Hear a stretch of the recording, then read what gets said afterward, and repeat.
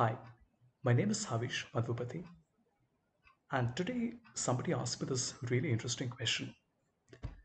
They had this data set about the Spanish influenza in 1917, and the table on the left had the stock market values during that period from 2nd of January 1917 up till the 31st of December 1990. And the data set on the right had the number of deaths per thousand people.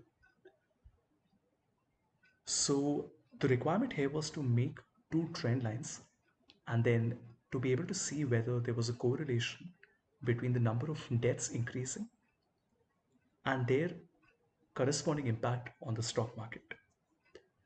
Now, the challenge we face here is the fact that neither of these tables has a list of all the dates. You notice that the market, of course, would be closed on weekends, and the deaths that we are measuring also is not being measured on Sundays, which means that we have to create a date table and then somehow create a relationship of both these tables with that date table. All right. So let's come to Power BI. I'll connect my Excel file.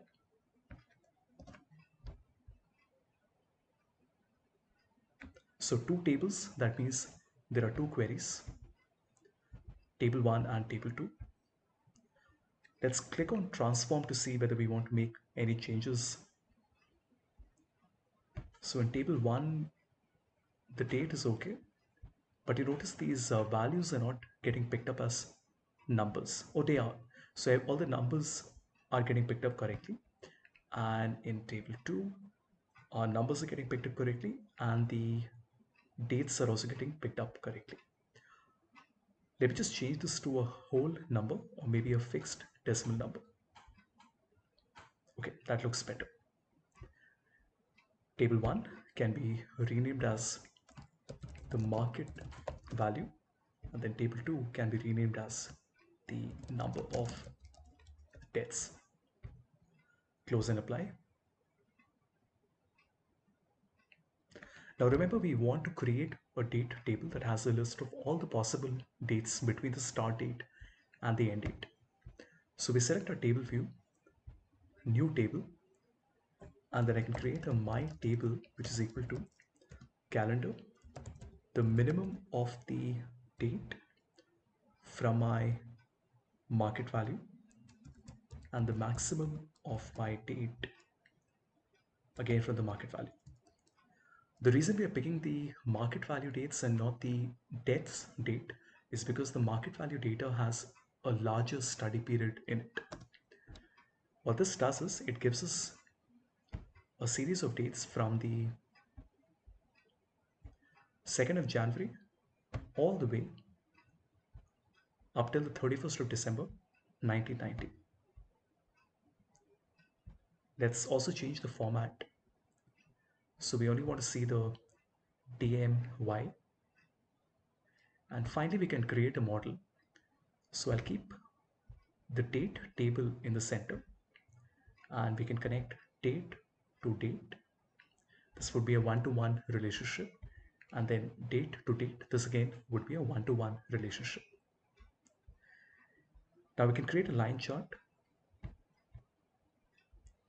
where we put our date in the axis.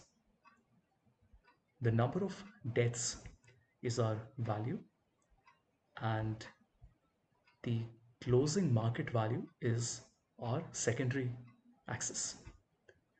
So this looks great, but we probably want to slice the data to only see the trend lines for that specific period where we have data for both the deaths as well as the market value. So we can make a slicer, keep the dates in it, and then I can just move this a little bit to select the period for which we had both the data sets. Excellent. And this is how our final visual appears. So if I put the data labels, we can get a sense of the number of deaths that happened during that period and the impact that it had on the closing stock market value. So I hope you like the example. A little tricky because we had to create a date table and then do two one-on-one relationships, but an excellent example.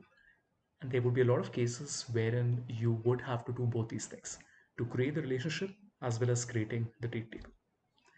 Thank you.